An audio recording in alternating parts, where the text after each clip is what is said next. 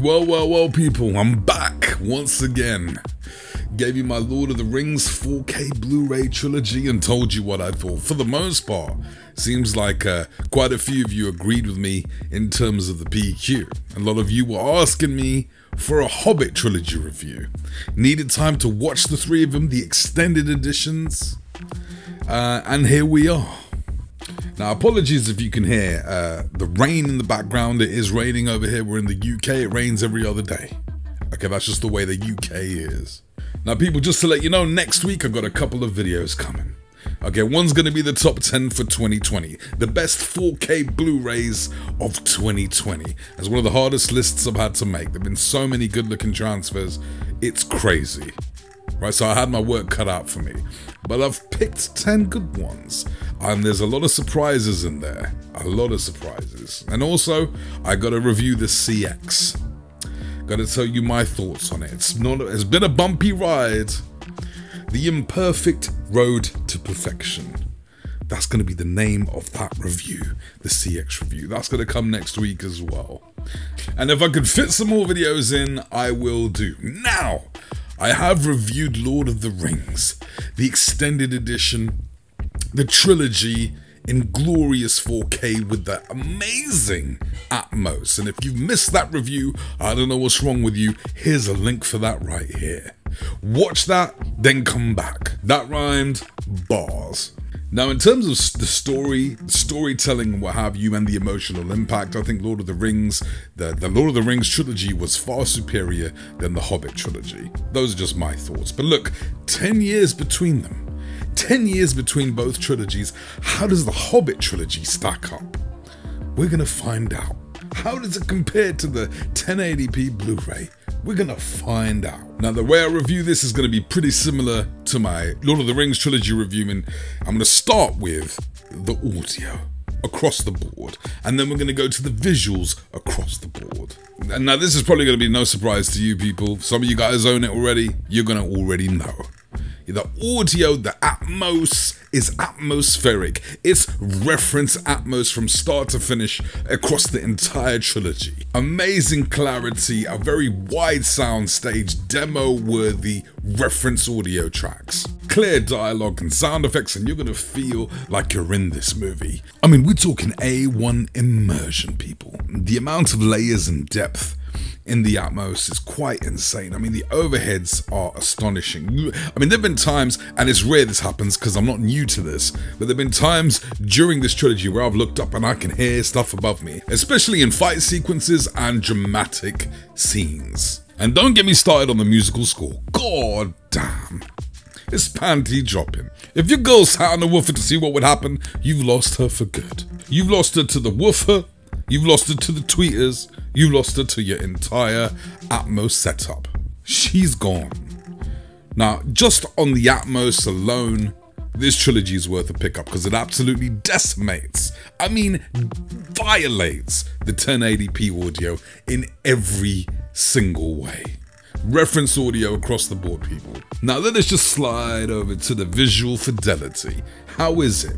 10 years is a long time. A lot can change. Technology, what have you. Just to let you know, in case you're asking, the following visuals have been analyzed on a 77-inch CX OLED. Before I talk about the actual visuals, if I'm to bottom line it, I'd say that the Unexpected Journey looks great, the Desolation of Smaug looks better, and the Battle of the Five Armies is probably the least improved out of the three. But all three of these movies blow the 1080p discs right out of the water. And although they are technically much better looking discs than the Lord of the Rings trilogy, they may not be better looking filmically. Like, for instance, I love the look of Star Wars episodes 4, 5, and 6.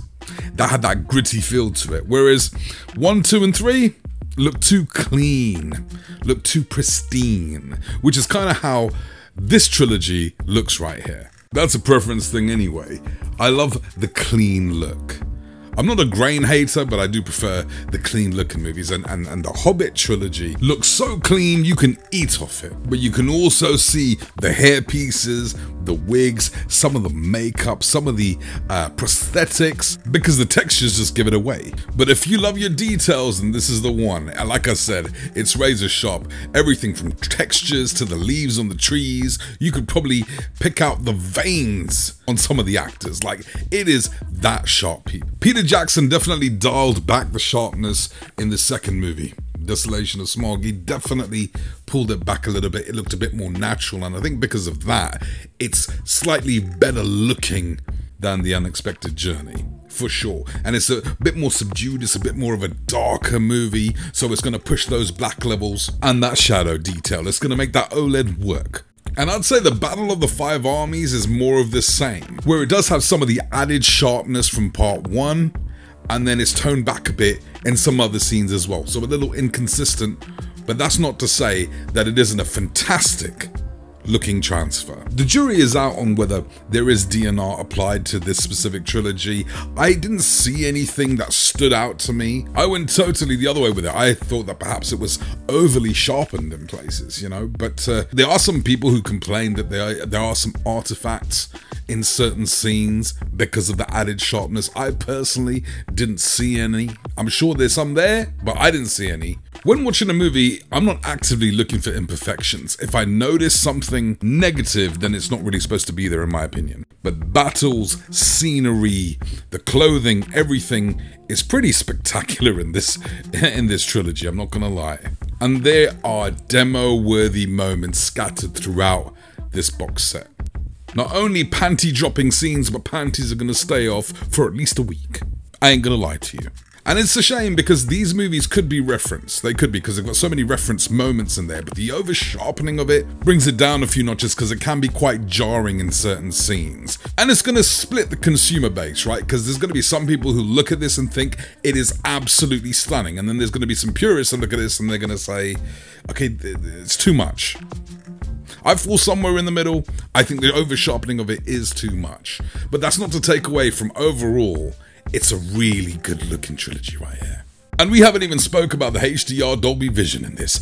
The Dolby Vision in this looks stellar throughout. God damn, even my panties dropped. I don't even wear panties. You may need shades to watch this entire trilogy. It can look stunning.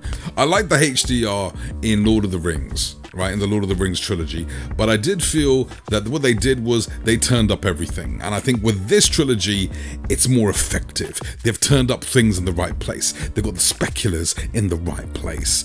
Grass looks green but not overly green. The sheen off the armor, the way the light hits the actors looks great. And 4K is just resolution. It's only as good as the HDR implemented, right? The wider color implemented. When you've got HDR mixed with WCG, the wider color, mixed with the 4K resolution, it's going to provide an extra level of depth, an extra level of three-dimensionality. And that's exactly what it does here. The trilogy as a whole has a great three-dimensional look to it. And you're noticing colors in this trilogy that just simply pop right off the screen. I thought my OLED was going to get burning just based on the colors. Okay? That's how bright and vibrant these colors were. Good thing I got warranty. You can get some real blinding brights in this, and you can get some inky blacks and great shadow detail as well. You're seeing detail in the blacks that you're just not seeing on the 1080p. And it's also about the subtleties as well. Bilbo's sword turning blue. Damn, it's a different kind of blue, I ain't gonna lie to you. As far as high dynamic range goes, you can pause this trilogy at any point and just love the vibrant, saturated colors it produces. HDR's A1. And there we have it, people. There's my review of the extended edition. I'm going to give the audio a 9.7. The audio across the board is damn near reference level, people. Reference level. That's an easy reason to upgrade. As far as the visuals go, what did I give Lord of the Rings? 7.9. So I'll probably give this about an 8.5, 8.6. You know, it's a shame because I would have loved to give this like my seal of approval. I would have loved to give it the high 9s, but I think the over sharpening of it brings it down. totally unnecessary, because there are scenes in this trilogy where they haven't done that, where Peter Jackson has just let it be and it looks great. Now, although this trilogy isn't better in my opinion than The Lord of the Rings, it is better looking, right? So it's a better looking trilogy, and is it worth a pickup if you haven't picked it up already? Absolutely. It is by far the best way of watching The Hobbit. The best way. It totally violates the 1080p disc in every imaginable way. I'm gonna leave some Amazon links if you want to go pick it up through there. You're more than welcome. But yeah, I do love these movies, and overall picking these up is really a no-brainer. And there we have it, people. Subscribe if you haven't already. 4K Rockstar, you already know.